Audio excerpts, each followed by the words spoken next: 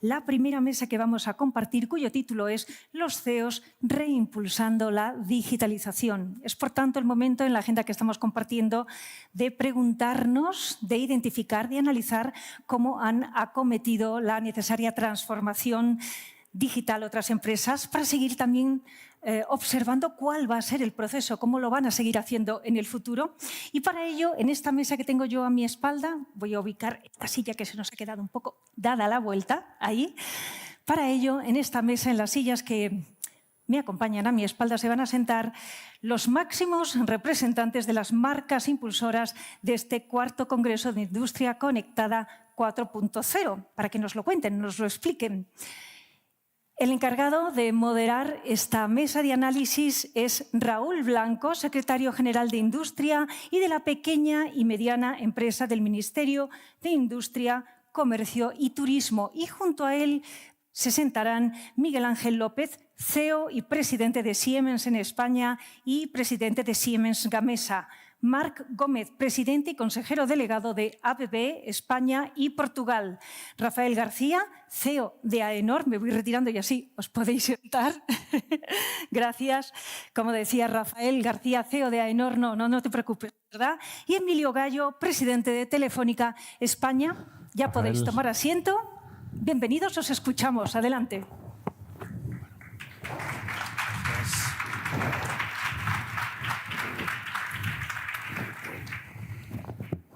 Vamos a quitarnos la mascarilla y distancia, con lo cual así yo creo que el debate se oirá mejor. Bueno, buenas tardes.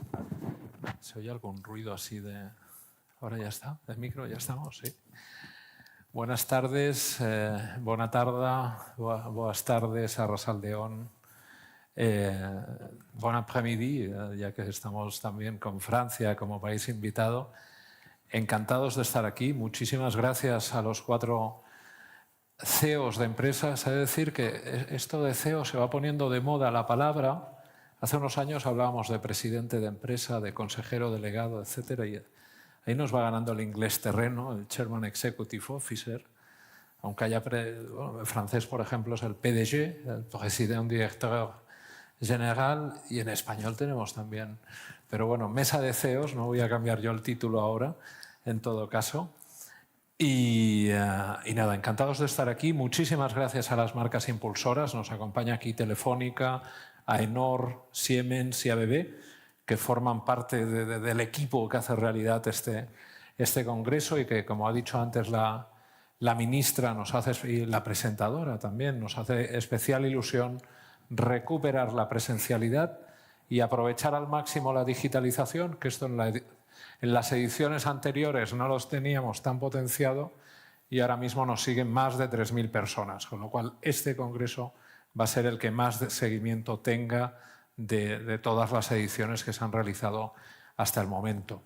Empezando ya con lo que sería la mesa redonda sobre reimpulsar la digitalización, yo quería preguntarle a Emilio por la digitalización y cómo se ha vivido en los últimos meses. Es decir, vosotros que sois la primera operadora del país, la digitalización se ha acelerado, en parte por la necesidad de confinamiento, de restringir movimientos, pero se ha acelerado y se ha acelerado sobre una base que ya existía y creemos que eso es una noticia de país fantástica, tanto a nivel de redes, de sistemas que han demostrado su capacidad, como a nivel de cómo se han gestionado estos meses tan difíciles para todos. Entonces, dentro de ese ambiente, de ese entorno, ¿cuál sería vuestra opinión respecto a, después de esa aceleración que hemos vivido causada por la pandemia, cómo va a marcar esa aceleración, si se va a mantener durante la recuperación económica y cuáles serían los retos que tienen las empresas por delante en este ámbito de digitalización? Muy bien, primero muchas gracias por la invitación y quiero saludar a todos los que estáis aquí presentes y a todos los que están conectados, ¿no? Pues bien, es verdad que los beneficios de la digitalización posiblemente es algo que ya huelga decirlo, ¿no? Yo no creo que nadie tenga duda que la digitalización es necesaria para las empresas, es necesaria aplicarlo en todos los ámbitos de la vida, de la sociedad, pero bueno, en general, hablando específicamente del mundo empresarial. Hay muchos estudios y te hablan de datos fríos, de que si el PIB puede incrementarse en 2,5 puntos, que si puede generarse 650.000 empleos nuevos debido a la digitalización, que va a ayudar a descarbonizar, que la productividad de un segmento empresarial que quizá lo necesita más que ninguno, como son las pymes, pues pueden incrementar un 25%. Y esos son datos que se manejan y que se manejaban antes de lo que hemos vivido en este último año y medio. Pero es verdad que esos beneficios, pues, que los estábamos esperando y se hacían análisis de cuándo iban a ir llegando, pues se han acelerado. La verdad es que el COVID ha generado algo que es muy evidente, ¿no? Ha fomentado la adopción, que quizá en la tecnología es una de las cosas más complejas. Es decir, de tecnologías pues hay muchas y nunca hemos vivido un momento de mayor explosión de la tecnología como lo que estamos viviendo ahora mismo. Posiblemente, si vengo dentro de un año, diré lo mismo, exactamente la misma frase, pero viéndolo hoy estamos viendo un momento de explosión como no habíamos vivido. Pero claro, la adopción de las empresas, de las personas, es algo que iba un poco más lento, tardaba más. El COVID lo ha acelerado todo. El COVID ha acelerado esa adopción y, por tanto, ha acelerado la exigencia para que las empresas nos digitalicemos y ofrezcamos esas capacidades a nuestros clientes y se lo apliquemos a todos nuestros procesos. La verdad es que la digitalización es una manera actual de llamar a la transformación. Por eso digo que decir que la digitalización es necesaria es tan evidente como decir que la transformación es necesaria. Ninguna empresa, ningún sector puede sobrevivir sin ese proceso de transformación. Al final estás hablando que afecta a todo, a cómo te relacionas con los clientes, a cómo llegas a clientes que si no ya no llegarías, cómo te cambia tus propios procesos productivos, te los hace más eficiente, cómo personalizas más y te puedes dirigir a un cliente específico, es decir, a todos los ámbitos en general de cualquiera de las empresas industriales y no industriales. Bien. Este proceso, como decía, pues el COVID lo ha acelerado. Pero es que no solo es el COVID. El COVID, algunas consecuencias del COVID y otras cosas que ya estaban presentes han generado un momento único. Porque el COVID, decir que tiene algo positivo realmente es un poco inadecuado, pero entenderme que use esa expresión para explicar el COVID, si algo positivo ha traído, precisamente es que va a disponibilizar unos fondos que posiblemente nos dan una oportunidad única, al menos en España. Y además se produce en un momento en que las infraestructuras españolas, en términos de conectividad, pues son únicas. Darme el segundo de publicidad, es decir, que gracias a Telefónica, pero la realidad, lo importante, es que son únicas. Y por último, la propia tecnología. Es que la fibra ya estaba y ahora llega el 5G. El 5G, de nuevo, pues nos va a generar, junto con estos otros elementos, un momento, se puede decir el momentum para esta digitalización. Si lo bajamos a la industria, ¿no? que corresponde en este foro, yo diría que estas tecnologías, y esto creo que es relevante, significan algo distinto para la industria que las tecnologías de conectividad que teníamos antes. Y tienen que ver con una palabra que yo creo que es la precisión. Por lo que muchas veces las tecnologías anteriores no podían entrar en el mundo de la industria, es porque el mundo de la industria requiere de una precisión que otras tecnologías de comunicación no daban. Y yo creo que ese es el elemento final que hace que se produzca ese momentum y ese cambio. Frente a eso, pues hay unos retos enormes.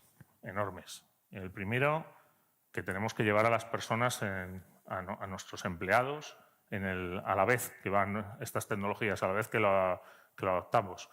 Y no nos vale solo con traer talento nuevo, que por cierto es muy difícil de conseguir. Necesitamos que los propios profesionales que hoy tenemos también meterlos o desarrollarlos en un proyecto de reskilling y que sean capaces de manejar esa tecnología. Además, tenemos un reto enorme que es la ciberseguridad. La explosión de equipos y procesos conectados lo que abre es un reto de seguridad enorme. Luego, la ciberseguridad, la implantación de procesos de ciberseguridad va a ser crítico para que de verdad la tecnología nos pueda ayudar. Luego, la innovación. Es impensable que a todo esto que nos está llegando no lo hagamos y no lo aprovechemos desarrollando las capacidades de innovación tanto en los ecosistemas, es decir, fomentado probablemente de los propios gobiernos o de la iniciativa privada, como internamente dentro de nuestras empresas. Son retos que no son complejos y que no son sencillos y que se hacen aún más complejos si pensamos en las pymes. Es decir, la pyme española en general adolece de esas capacidades y de algunas más. Para este proceso va a requerir financiación. Para este proceso va a requerir probablemente ayudarles a perder el miedo a la tecnología, a que esas barreras que internamente se producen dentro de las empresas, probablemente por el miedo a lo desconocido, pues se rompan. Y aquí yo creo que todas las grandes empresas, luego las que estamos aquí representadas, tenemos que jugar un papel fundamental en hacer que la pyme recorra ese camino. Es verdad que estos son retos, pero la oportunidad está ahí. El COVID lo ha acelerado y no nos queda otra, transformarnos y, por lo tanto, digitalizarnos. Gracias, Emilio. Bueno, has hablado de fondos, de transformación, de retos. Iremos entrando durante la sesión en esas preguntas. Yo quería ahora preguntarle a Marc, y siguiendo con las preguntas así iniciales, más abiertas, vosotros que sois una empresa ejemplar, digamos, de larga trayectoria en robótica, en ámbitos de digitalización industrial, que tenéis un amplio conocimiento de la industria española, que tenéis centro de demostración en el ámbito de robótica. ¿Por qué una empresa debe robotizarse, digitalizarse? Es decir, es muy genérica la pregunta, ¿no? Pero ¿por qué la industria, digamos, debe seguir ese camino? ¿Cuál es vuestra visión? En primer lugar, Raúl, muchísimas gracias por estar aquí. Enhorabuena por la convocatoria y por el poder de convocatoria de toda la gente que hay. La pregunta yo creo que es súper pertinente, ¿no? Porque hay muchísimas razones. A mí se me ocurren 4 que son muy básicas, ¿eh? 4 que van de lo más prosaico a lo más filosófico, ¿eh? La primera de todas, hay que digitalizarse porque la digitalización permite ser mucho más competitivos, te permite ser mucho más productivo y te permite al final ser mucho más rentable. Hay que digitalizarse porque la digitalización permite flexibilizar tus procesos y eso es clave en el entorno en el que vivimos. Hay que digitalizarse porque es la mejor manera de estar más cerca de tus clientes. Y la cuarta, sin lugar a dudas, hay que digitalizarse porque el binomio sostenibilidad-digitalización, os lo contaba la gente de Celsa, es indiscutible. Si esos son los titulares, déjame decirte que no hay que digitalizarse porque sea cool digitalizarse o porque haya que hacerlo porque si no, no eres nadie, sino porque hay razones empresariales reales que nos llevan a eso. Cuando hablaba de la competitividad, todos y cada uno de nosotros en nuestro día a día, como responsables de la compañía, intentamos ser más productivos, intentamos mejorar la productividad. Y hace unos años hablábamos de mejoras de productividad del 3%, del 10% en el mejor de los casos. La digitalización te permite no hacer eso, sino realmente con una tecnología disruptiva cambiar tu modelo productivo y obtener mejoras de productividad exponenciales. Te permite descubrir nuevos modelos de negocio, nuevas fuentes de ingreso que te permite posicionarte de manera distinta en el mercado. Por tanto, desde un punto puramente empresarial, digitalizarse no es una opción, es una necesidad. Hablamos de la flexibilidad. Déjame que os ponga un ejemplo. Hace unos cuantos años, cuando ibas al supermercado, te encontrabas con que cuando ibas a comprar una cola, no vamos a hacer la marca, tenías una cola y ya está. Como mucho la tenías light, ¿vale? Ahora la tienes light, con aditivos sin azúcares con cafeína, con azúcares con cafeína sin aditivos, con stevia. Esa flexibilización o esa customización que pedimos como consumidores la tenemos que transformar en nuestros centros productivos. Esa flexibilidad es la que te permite la digitalización, la tecnología, poder tenerla en tus centros productivos y producir, como hacen los del automóvil hace ya muchos años, pues en la cadena de montaje, producir un coche de un color y al siguiente de otro color distinto y otro modelo. Esa flexibilidad solo es posible a través de la digitalización. El tercero de los objetivos que os decía hace años que hablamos de traer al cliente al centro de nuestras actividades, ¿no? Ponerlo en el centro al cliente de nuestras actividades. Nunca como ahora, a través de la digitalización, podemos conocer al cliente en su máxima dimensión, en todo lo que hace, en cómo lo hace, por qué lo hace, en qué momento lo hace, cómo decide comprar nuestros productos. Y eso se hace, entre otras cosas, a través de la digitalización. Acercando a tu cliente, no acercándolo un poco, centrándolo en justamente tu estrategia empresarial. Y el cuarto punto, y no por último menos importante, es el de la sostenibilidad. Yo creo que la mayor prueba de concepto, y lo contaba antes el compañero, que se podía uno imaginar en el mundo digital ha sido lo que hemos tenido que afrontar, la dramática situación del COVID, ¿no? La mayor prueba de concepto que hubiéramos diseñado nunca sobre el mundo digital. Y nos ha traído varias cosas. Nos ha traído el hecho de demostrarnos que muchas de las cosas que decíamos hace años y que pregonábamos sobre la importancia de la sostenibilidad y de cómo desmaterializar nuestros procesos, pues la digitalización nos permite justamente hacer eso, y lo hemos probado. El segundo de los conceptos que es importante y que también algunos de nosotros nos llevamos cansados, llevamos más de 40 años digitalizando el mundo.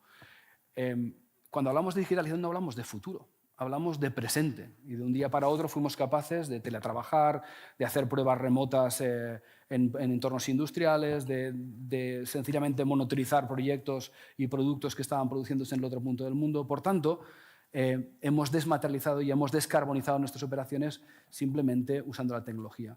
En definitiva, yo creo que no es una opción, es una realidad y por muchos motivos, alguien lo puede pensar en la parte cool, de marketing, de posicionamiento, ya no es esa la razón. La razón es que hay que afrontar esos retos que yo mencionaba antes y una de las claves es justamente la tecnología y la digitalización. Muy bien. Gracias, Marc. No podemos decir marcas de cola, pero felicitamos a Coca-Cola como finalista Absolutamente. de los premios. Paso ahora a Aenor, a Rafael, que yo creo que somos de los miembros más antiguos, es uno de los miembros más antiguos de este congreso, y lo cual le agradecemos a Aenor su papel siempre de impulsor y su papel protagonista en el congreso. Y en línea con lo que decía Marc ahora, la productividad, yo que soy economista, la productividad nos lo explica casi todo siempre, pero también relación con el cliente, personas, empresas. ¿Qué estáis haciendo de Aenor en este momento? Pues situados en ese entorno de recuperación post-COVID, de plan de recuperación, con toda la emergencia de proyectos, cosa que es tremendamente positiva. ¿Cómo estáis interactuando con esos proyectos para que se sitúen, se canalicen bien, se sitúen bien, se conformen de la manera más productiva posible? Gracias a ti, Raúl, por organizar desde hace años esta Industria 4.0, que además yo creo que es muy importante volver a hacerlo de manera presencial, porque no hacía mucho que no nos veíamos por eso de lo que ha pasado entre medias. Y bueno, bienvenidos a todos los que estáis aquí y a los que están al otro lado. Yo el tema de los proyectos y sobre todo la digitalización y el rol que puede tener cada uno en intentar digitalizar, primero os doy la enhorabuena al Gobierno de España, pero también a los gobiernos europeos. Antes, hablando con la ministra francesa, todos veíamos que se ha cogido el toro por los cuernos. Realmente, esta vez, la salida de la crisis, Europa lo está afrontando con fondos y que se han definido los Next Generation, y eso es algo que es muy importante a efectos de la digitalización. Y además habéis definido, con bastante criterio, el hecho de que uno de los ejes sea la digitalización. Hay otros ejes. Se habla de la sostenibilidad, se habla también por parte del Gobierno español de la igualdad, que ha comentado la ministra anteriormente, pero la digitalización es uno de los ejes. Sabiendo que lo que hay que hacer es inyectar capital, inyectar recursos en la economía española. Y que para que sean recursos productivos, pues uno de los criterios de productividad es invertir en proyectos de digitalización. Yo creo que ese es el punto clave en el que estamos ahora. Y que lo único que puedo decir, aparte de daros la enhorabuena, es cuanto más rápido, mejor, ¿no? Que ese es el punto que estamos todos esperando, esos fondos. Aenor, ¿qué puede hacer? Cada uno tiene que hacer lo que sabe hacer. En Aenor lo que sabemos hacer es crear confianza entre organizaciones y personas, y con el objeto de transformar la sociedad. Si estamos en este contexto, en Aenor lo que sí que sabemos es saber cuándo un proyecto cumple características de ser digital, porque estamos certificando normas y estándares de digitalización desde hace muchos años. Y de hecho, una de las normas fue impulsada por vosotros hace 3 años, que además en este congreso la presentamos, que es la 0060, que es una de las normas que es sistemas de gestión para la digitalización que estáis utilizando para evaluar proyectos digitales y que precisamente es uno de los proyectos que queremos utilizar para evaluar la digitalización. Entonces, lo que estamos poniendo a disposición de todos es, primero, que hay muchas certificaciones digitales que ya podéis utilizar el día que tengáis que hacer proyectos en la presentación del proyecto para que cuando alguien en Europa o alguien que tiene que adjudicar los proyectos tenga que saber, oye, fiarse de que el proyecto es digital, ya hay certificaciones para ello. La ISO 27001, por ejemplo, es una de ellas y que yo animo, y ahí es donde AENOR está asesorando a empresas para que los incorporen cuando tengan que pedir fondos europeos. Pero luego hay clientes que nos han dicho, oye, pero mojaros, porque necesitamos un poco más. Y lo que hemos definido es una certificación concreta de que la opinión de AENOR de que un proyecto es digital. Y la hemos puesto ya en el mercado. De hecho, ya hemos certificado un proyecto concreto. Nosotros no somos un sustitutivo de la administración pública ni del gobierno. Eso va a tener que seguir su cauce. Lo que estamos es intentando ayudar a generar seguridad, a generar confianza en que los proyectos, que hay muchos en España que tienen la característica de digital, realmente es digital. Y no lo hacemos solo por España, lo hacemos también por Europa. Porque en un momento determinado Europa puede pedir cuentas de, oye, estos fondos que os habéis gastado realmente en lo que decíais que os habíais gastado. Y entonces lo que queremos dejar es trazabilidad. Trazabilidad, y bueno, Emilio lo decía antes, las empresas tractoras que luego tenéis que y también encauzar algunos de estos fondos hacia las pymes, pues el hecho de pedir y requerir certificación es un seguro hacia el futuro. Bueno, pues este es el rol que queremos que AENOR tenga, que es además de lo que es la administración pública y al que tenga luego que hacer la adjudicación, para generar confianza, para intentar ser lubricante y catalizador, porque lo que necesitamos es rapidez en la llegada de los fondos. Perfecto. Luego, la última pregunta, si me permitís, os pediré opinión sobre el plan de recuperación, fondos, también comentaremos un poco. Voy ahora a Miguel Ángel. Siemens, que bueno, está presente en todos los ámbitos industriales, es uno de los creadores, instigadores de la industria 4.0 a nivel europeo y a nivel mundial, presente en ámbitos como la energía y el transporte también. ¿Cuál es vuestra visión? Es decir, en este momento de cambio, también de incertidumbre que se vive a nivel social, a nivel de los países, cambio de los hábitos, sobre todo después de la pandemia. ¿Cuál es vuestra visión de país? Habláis muchas veces y habéis presentado estudios de la España 5.0. ¿Cuál es esa visión de país desde el punto de vista de Siemens? En primer lugar, muchas gracias por la invitación y felicidades a los ganadores de los premios, porque hemos visto en los ejemplos unos temas que deberíamos realmente ver en todas las empresas. Es decir, muy interesante y felicidades. España 5.0, pues nosotros, en primer lugar, el año 2020 para nosotros fue un año muy especial porque celebramos los 125 años en España. En 1895 comenzamos en Carrera San Jerónimo número 5 y ahora, bueno, ahora estamos en Tres Cantos, pero ha sido un gran año. Aprovechando ese hito y también, la verdad, con la preocupación de la pandemia, iniciamos un estudio conjuntamente con PricewaterhouseCoopers que se llama España 5.0. Y ese estudio es muy interesante, recomiendo su lectura a todos vosotros, porque en principio lo que intentamos hacer es marcar un camino para los siguientes 10 años, hasta el año 2030, para una España en una economía y sociedad sostenible, la ministra antes había dicho resiliente y centrada en las personas. ¿En qué consiste? Pues consiste en desarrollar, por una parte, infraestructuras inteligentes y, por otra parte, pues, industrias digitales. Hemos ya escuchado muchos de los elementos que tú has mencionado, Marco, Emilio, y en lo que se refiere a industrias digitales. Dejadme centrar un poquito más en la infraestructura inteligente, porque yo creo que ahí hay mucho que decir.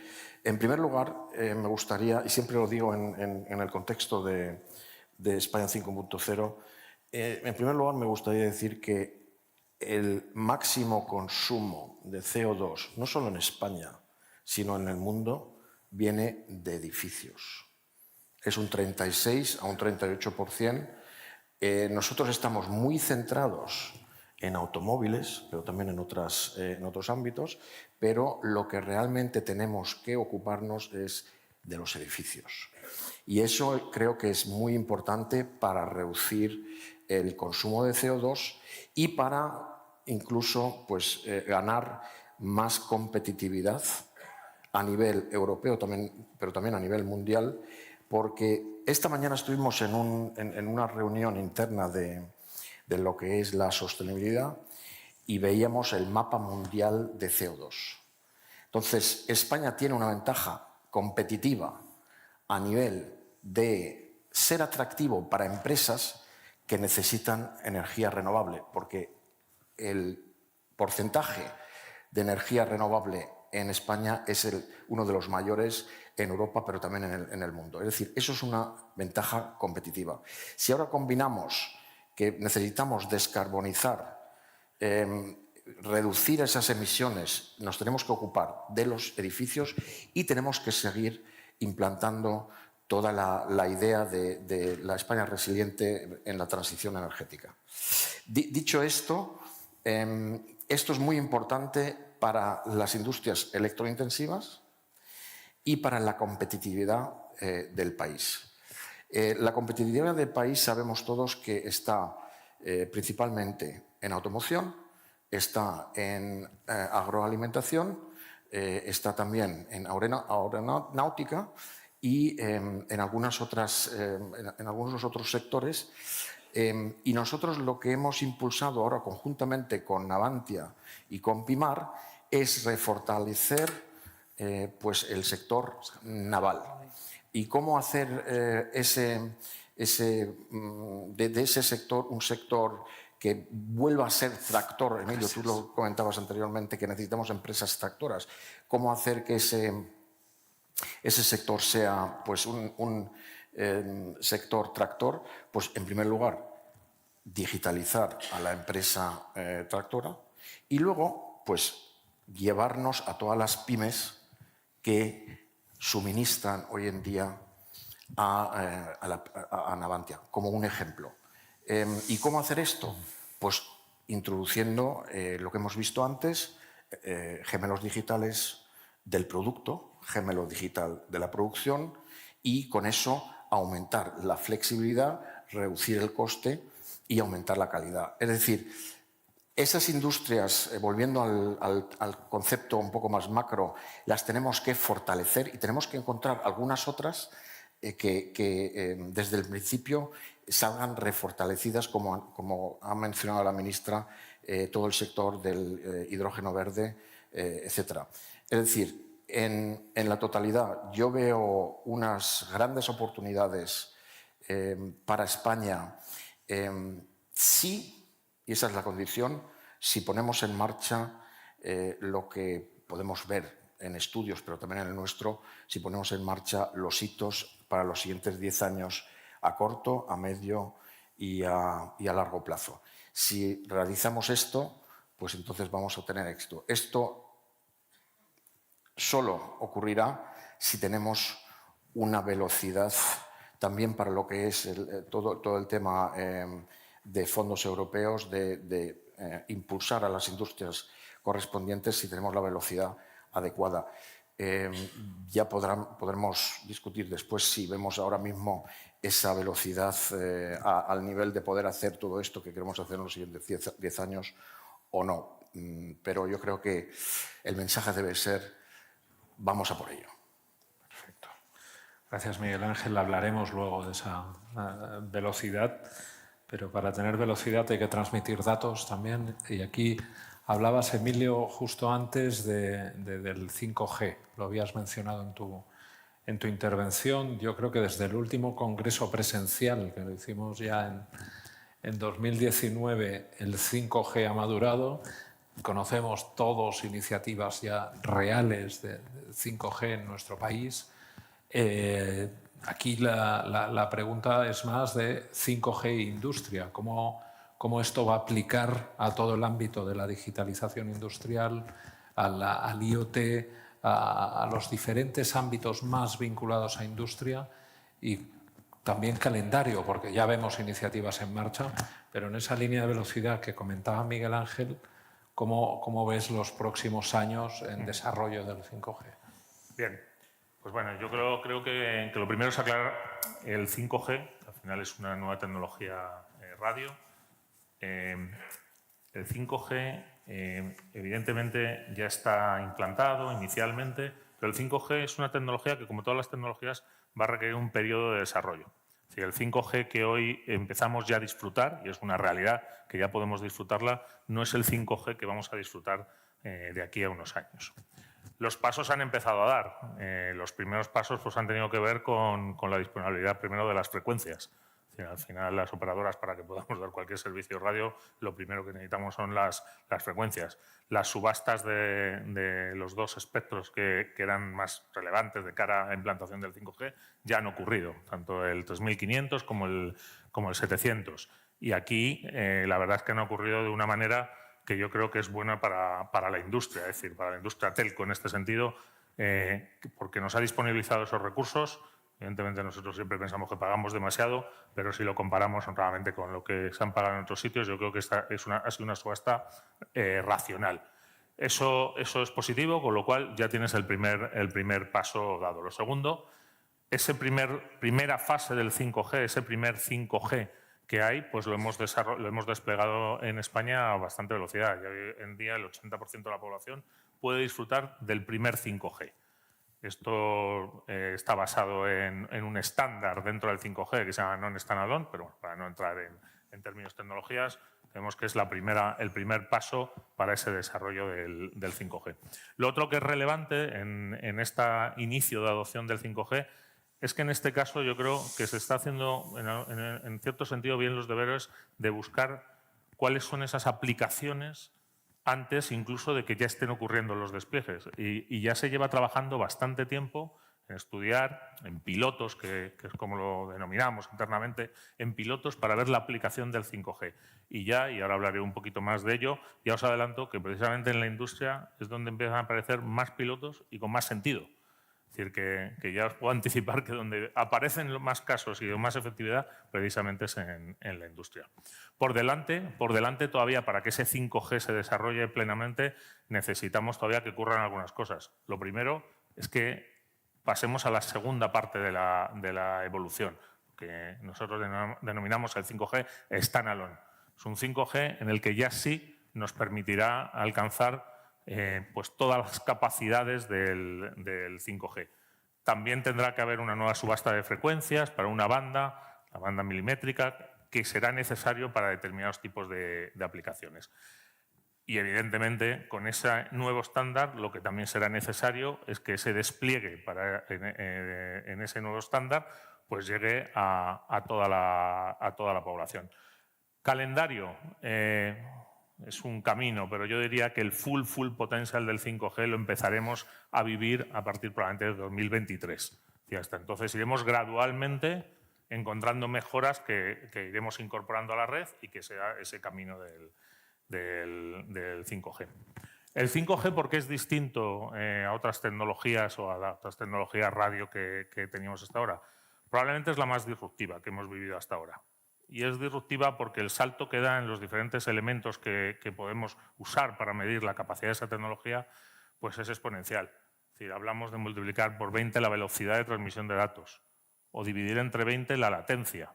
Por eso usaba la palabra antes precisión. Latencia al final es lo que te permite casi llegar al real time en cualquier proceso. Es que además también va a permitir gestionar cientos de miles de dispositivos. Hoy en día, con tecnologías como 4G, es mucho más ilimitado el número de dispositivos conectados que tú puedes gestionar en un área determinada. Bueno, con el 5G se va a multiplicar. También se va a multiplicar la velocidad o la velocidad a la que el equipo que está recibiendo esa señal 5G puede seguir funcionando.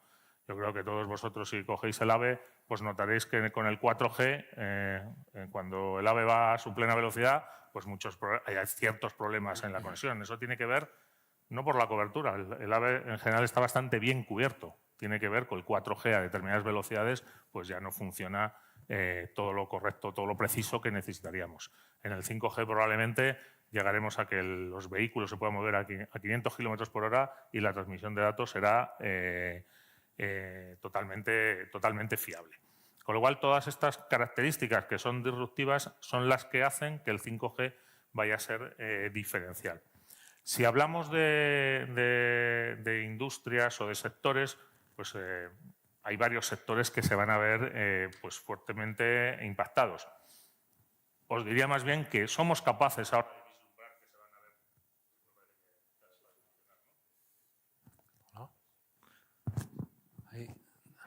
ver. Hay varios sectores que ahora pensamos que van a, o ya preveemos que pueden ser impactados. Por ejemplo, por ponernos algún ejemplo que yo creo que es interesante, un sector como el audiovisual. Es decir, las unidades móviles, que son esos camiones que se acercan a los eventos para transmitir y poder, pues los eventos en directo, poderlos transmitir, pues por ejemplo con el 5G van a ser una mochila que va a llevar el periodista. Imaginaos lo que significa eso, en cambio, en una industria como la audiovisual. O el turismo. El turismo que hasta ahora, en lo que era su capacidad de ofrecer experiencias distintas a sus clientes, pues estaban limitadas a lo que pudiera hacer el guía o lo que pudiéramos hacer con algún medio más actual, pues hombre, puede cambiar radicalmente. Podemos pensar en un autobús en el que cada vez que vas viendo Barcelona, por ejemplo, pues cuando pasas por dentro de un monumento, en los propios cristales de autobús, con realidad aumentada, vas a ver vas a conocer las explicaciones, con realidad virtual vas a ver diseños de cómo se fue construyendo. Es decir, realmente en turismo podemos ir a un smart turismo que en un país como España pues puede ser vital. También hay aplicaciones en salud y en otros sectores. Donde creemos, y lo decía al principio, que realmente estamos viendo que puede haber un impacto realmente enorme, es en industria. Y hay muchísimas aplicaciones. Ya hoy cuando veíamos algunos de los vídeos que veíamos, que se hablaba del gemelo digital, pues son ejemplos que realmente lo pueden cambiar. Mis colegas han mencionado lo que significa más flexibilidad, mayor productividad, mayor relación con el cliente. Hay realmente ejemplos realmente pues, fantásticos. Es decir, con Navantia tenemos un piloto en el que la precisión en la que se va a poder tener de cara a hacer una operación con personas que no estén en el sitio donde se esté reparando el barco que corresponde, pues es totalmente diferencial. O, no sé, yo pongo siempre el ejemplo de Adif, donde el mantenimiento de las redes ferroviarias durante más de 100 años se ha hecho paseando por las vías y viendo dónde había un problema, pues a través de tecnología 5G y con unos drones, pues se va a poder revisar las vías pues, todas las veces que queramos, con lo que podéis imaginar lo que significa eso, aparte en eficiencia, en seguridad para los viajeros. Con lo cual, vamos a ver realmente una explosión de aplicaciones y una explosión realmente diferencial en la gestión de todos los procesos industriales. Esto va a ser el 5G. También recordar que el 5G no es solo el 5G, es que el 5G potencia y se apoya en otras tecnologías. El 5G tiene capacidades plenas si tenemos fibra detrás, porque al final el 5G no deja de ser la transmisión radio entre la estación y el punto que estás conectando, pero desde la estación al núcleo de red donde se procesa o se gestiona la información necesitas una fibra, porque si no le das velocidad después, pues esa velocidad del 5G la has perdido. El 5G potencia el IoT. Os decía antes, el número de equipos conectados aumentar. Se habla que en el mundo llegará a 50.000 millones en el 2025. No sé, esos números son complejos, pero bueno, que la cantidad va a ser enorme, pues imaginar lo que va a suponer en inversión y en I+D sobre el IoT, en ciberseguridad. Pues cuanto más equipos conectados, más peligro conectado que tenemos, mayor potenciación de la ciberseguridad. Es decir, hay muchas tecnologías que realmente van a ser... van a generar un ecosistema que junto con el 5G te van a cambiar realmente pues, la industria y muchos otros sectores. Gracias, Emilio. Ahora hablaremos de ciberseguridad también después. Me preocupa lo que has dicho del AVE, que es uno de los pocos espacios de tranquilidad que nos queda para poder decir no te oigo, no, se corta la llamada. Si eso lo vais a... Y siempre le hago la broma al presidente de Renfe, no sabía que no era culpa suya, siempre le digo, no pones cobertura en los trenes, o sea, no es culpa suya directamente, pero en cualquier caso tampoco hay prisa para que lo arregle. Pero bueno, en fin, volvamos aquí a las preguntas. Sí que voy a hacer de malo y os voy a pedir cierta brevedad. Bueno, estamos viendo diferentes tecnologías, diferentes ámbitos. ABB, como decíamos, estáis dentro de la industria, de las plantas industriales, con una visión también privilegiada, sobre todo en el ámbito de robótica y de otros sistemas. Consejos y recetas, digamos, para la industria que se quiere digitalizar y siempre, muchas veces se nos habla de la pyme o la preocupación por la pyme. Y si en estos consejos y recetas veis diferencias entre gran empresa y pyme. Excelente pregunta, ¿eh? A ver, la única diferencia entre la pyme y la gran empresa es el tamaño, basta. La buena noticia es que las buenas digitalizaciones de los casos de éxito se fundamentan, bajo mi punto de vista, en 5 grandes puntos. Y si me pides la receta que yo tengo de 5 grandes puntos es muy sencillita, ¿eh? La primera, yo le recomendaría a cualquiera que quiera digitalizarse, la primera es, empieza por un problema. Y empieza por un problema y resuélvelo totalmente. Cuando se digitaliza, muchas veces lo que hacemos es empezar a pensar en cosas muy grandes. Empieza por un problema y resuélvelo totalmente. Por lo tanto, lo que significa es acota el problema, define cuál es el problema, un problema que a ti te importe como empresa. La segunda es, y va junto con la primera, es ese problema que resuelvas, que sea un problema que sea escalable, que es otro de los conceptos claros en la digitalización, ¿no? Por lo tanto, acota parte de un problema, acota el problema, resuelve hasta el final y 2, escálalo cuando lo tengas solucionado. La tercera de las recetas en digitalización es y focalízate. Focalízate, y esto es parte de las tecnologías Scrum y Agile y demás, que son nombres súper fancy, pero en verdad es focalízate y haz eso solo una vez. O sea, empieza a hacer una cosa y no pares hasta que acabes de hacerla. La cuarta, y muchas veces nos olvidamos cuando digitalizamos, la digitalización tiene algunos mitos asociados. La digitalización hay que alocarle un tiempo y hay que alocarle unos recursos. Un tiempo y unos recursos que nos permitan justamente iterar y acabar esa solución del problema y poderla escalar. Probablemente muchas veces lo que hacemos es empezar muchos proyectos y en la pequeña empresa, por ejemplo, donde hay menos recursos, eso es mucho más crítico. Selecciona el problema, resuélvelo hasta el final, focaliza en ese problema, escálalo y alócale los recursos que tengas que alocarle. Me sale la palabra en inglés, dedícale a los recursos que tengas que dedicarle. Y la última, y esta es una receta, una parte de la receta que viene de mi padre, y además hazlo con esfuerzo. O sea, hay que dedicarle talento, el mejor talento de la compañía, hay que dedicarle tiempo y hay que dedicarle esfuerzo. Probablemente es una receta como muy básica, pero los grandes éxitos de digitalización se basan en eso, en empezar por un problema. No digitalicemos de manera genérica. Y hay ejemplos clarísimos de los casos que nos han mostrado ahora mismo. Partiendo de un problema empresarial, acoto el problema, resuelvo el problema hasta el final, lo itero, le pongo los recursos que hagan falta y luego lo escalo.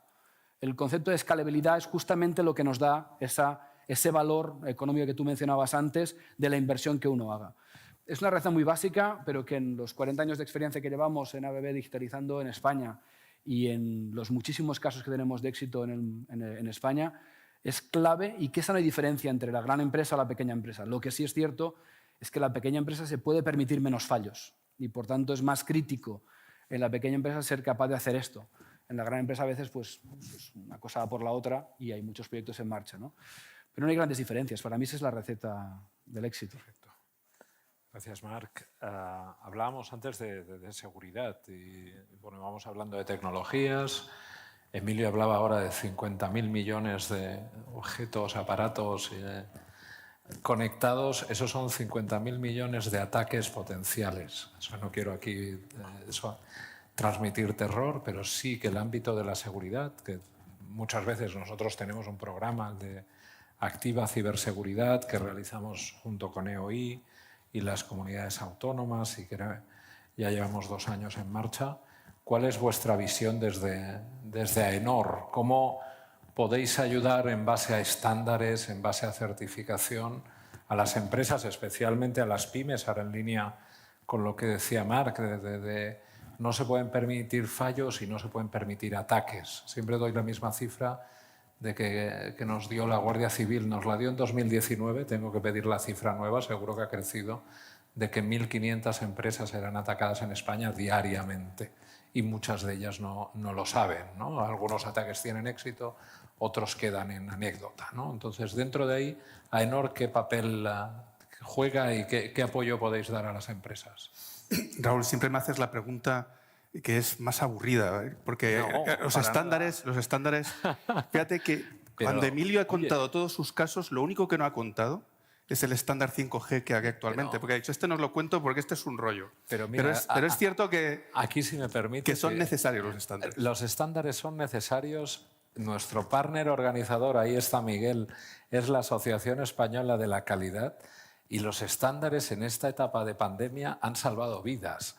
Con lo cual, podían haber sido aburridos en un inicio, si es que alguien lo percibía así, pero puedo dar fe de que los estándares en las mascarillas que llevamos, en todos los ámbitos de la pandemia y, por supuesto, en la digitalización y en la ciberseguridad, no son nada aburridos y nos salvan de muchas situaciones. Era un comentario. No, por broma. Eso te lo complemento. Pero yo creo que cuando has dicho que no querías atemorizar, yo creo que te has quedado corto. Yo creo, a mí me da miedo. O sea, una de las cosas que más miedo me da es la seguridad. Y de hecho, el colateral positivo, como decía Emilio antes, de la pandemia ha sido la digitalización, la explosión de digitalización. Pero eso también ha habido una explosión precisamente en ataques de seguridad. Y de hecho, has dado un dato. Un dato que he leído, 300.000 ataques en el primer semestre de este año, y que, sobre todo, las pymes. Pero por ahí estará en ese ámbito, ¿no? Ahí, Yo cuando comprendí este problema de los ataques fue justo en Telefónica. En Telefónica, en Distrito C, tienen un sitio de experiencia cliente donde hay un mapa donde se ven los ataques de denegación de servicio en tiempo real y se ve de dónde vienen y a dónde van. Y entonces se ve que estamos todos siendo atacados constantemente. ¿Qué es lo que puede evitar? Y además también los hackers éticos dicen, siempre hay malos, los malotes, como hay un amigo en Telefónica que siempre habla de los malotes. Los hackers malos están todo el rato intentando ver quién es vulnerable. El que haya desarrollado los procesos de seguridad en su organización, va a poder ser también vulnerable, pero el hacker se va a dar cuenta de quién es vulnerable y quién no es vulnerable. Los estándares precisamente lo que ayudan es, una vez las empresas, pues con ayuda de asesores como por ejemplo Telefónica, define unos procesos de seguridad, luego tiene que haber alguien que vaya viendo cuáles son los estándares que deben cumplir aquellos que no pueden a lo mejor pagarse ese asesor, y entonces establecer precisamente una universalización de lo que son los conceptos de seguridad que tienes que incorporar, y si te puedes certificar, pues todavía mejor. Pero aquí el punto empieza en que ¿y hay estándares? Pues sí, hay estándares, hay muchos estándares ya. La ISO que he nombrado antes, que es una ISO mundial, la 27001, es precisamente un sistema de gestión para la seguridad de la información. El Esquema Nacional de Seguridad, que yo creo que muchos de los que estáis aquí lo utilizáis con la administración pública. También hay otros estándares que son no ya para evitar que te ataquen, sino cuando ya te han atacado. Pues cómo es la continuidad de negocio. Hay otra ISO, que es la ISO 22301, que digo el nombre simplemente para decir que son el recipiente mundial del conocimiento sobre cómo deberías preparar tu organización o para defenderte o para que cuando te hayan atacado poder hacer la continuidad de negocio. Todo esto está ya pensado. Y lo importante es, oye, pues no reinventemos la rueda. Pero y la pregunta que me puedes hacer ahora es ¿y cuántas empresas tienen esto? Bueno, pues es que ese es el punto. ¿Suficientes?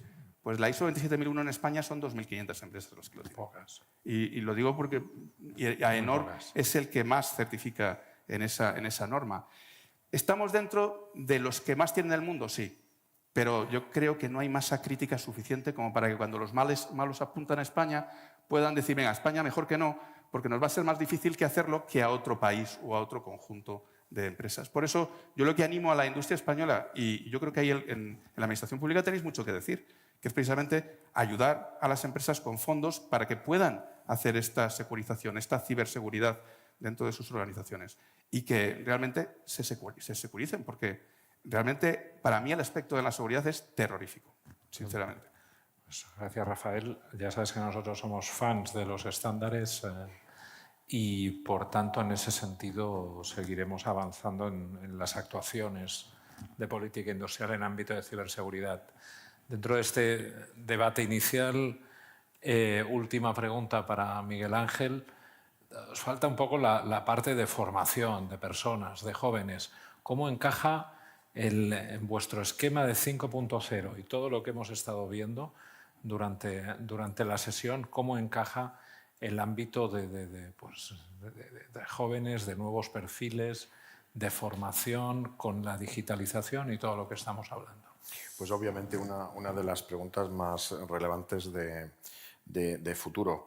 En primer lugar, pues comentar antes de contestarte que en ámbitos de ciberseguridad, Emilio y yo firmamos un acuerdo por Teams en mayo del año pasado, precisamente porque vemos la necesidad de colaborar también, Rafael, en ecosistemas para pues darle más seguridad a las empresas. Con INCIBE y con Raúl, tú conoces todo el detalle. Ciberseguridad es una parte de España 5.0, una parte fundamental, al igual que lo son modelos de negocio y al igual que también es la educación y la sostenibilidad. Es decir, toda la hoja de ruta se basa siempre en esos 4 módulos. Entonces, ¿qué es lo que tenemos que hacer a nivel de educación? Pues ahí entra otra vez el espacio de velocidad, porque ¿qué necesitamos ahora todas las empresas? Adicionalmente, analistas de datos, especialistas de blockchain, especialistas de ciberseguridad y muchas otras más, que ese tipo de formación ahora mismo, pues la verdad es que si existe es muy... en pocos ejemplos se verá esto.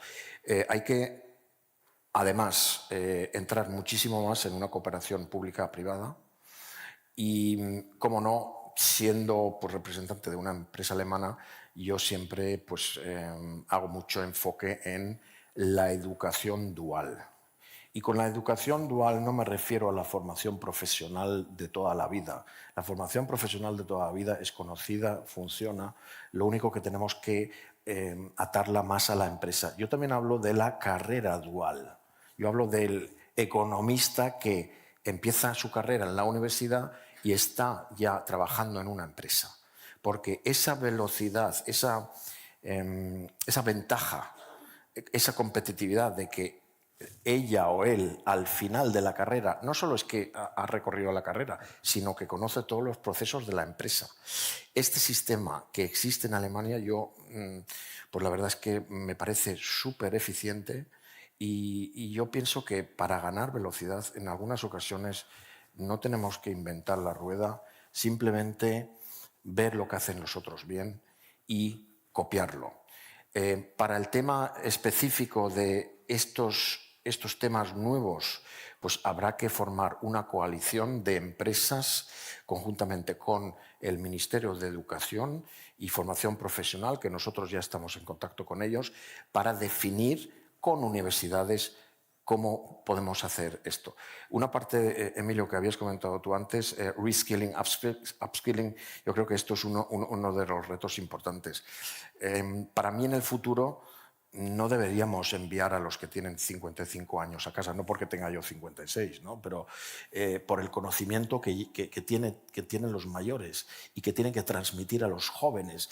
Esto creo que es un concepto que no se ha visto en el pasado a nivel mundial, a nivel europeo, pero tenemos que hacer ese reskilling.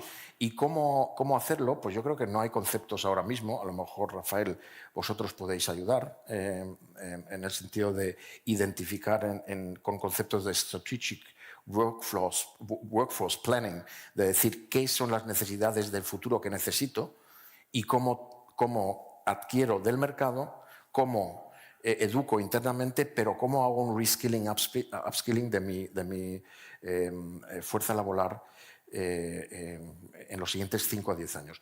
Tema fundamental.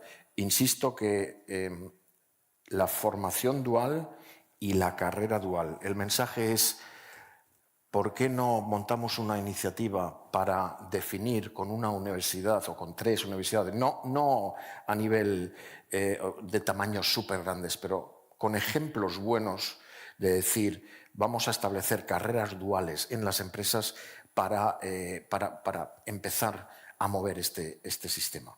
Y otra nota en digitalización, si me permites. Yo creo que es súper importante para los que hemos empezado a vivir en las fábricas y en los departamentos de I+D. Yo personalmente pienso que uno de los temas más importantes es One Source of Truth, un elemento donde estén los datos que luego la empresa utiliza y no en 10 diferentes bases de datos.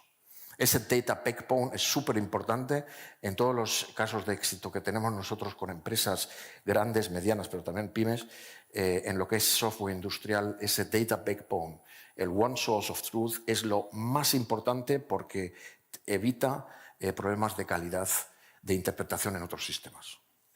Oye, tenemos el tiempo ya justísimo, nos espera la sesión de las ministras. Ha quedado la cuestión del plan de recuperación, pero ya hago el spoiler para los asistentes que eso se va a tratar en la mesa de las ministras y también en las sesiones que tenemos mañana. Respecto a la cuestión de la velocidad, que ahora ha vuelto a mencionar Miguel Ángel, ya están convocatorias en marcha.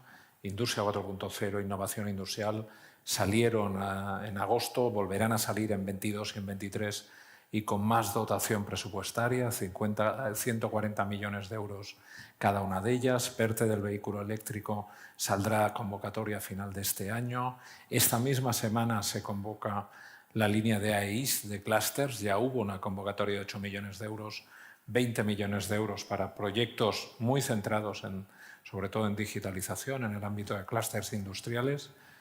Voy a hacer una cosa que va a ser difícil, pero es un consejo en una palabra o 30 segundos respecto al plan de recuperación, vuestra visión, y con ello cerramos la sesión. Empiezo por Miguel Ángel y así el resto pensáis. Pues Miguel Ángel ya ha dicho lo de la velocidad y ya están implicados en el tema del naval, por ejemplo, un magnífico proyecto con Navantia, Pimar, Siemens. Telefónica también está presente en muchas manifestaciones de interés.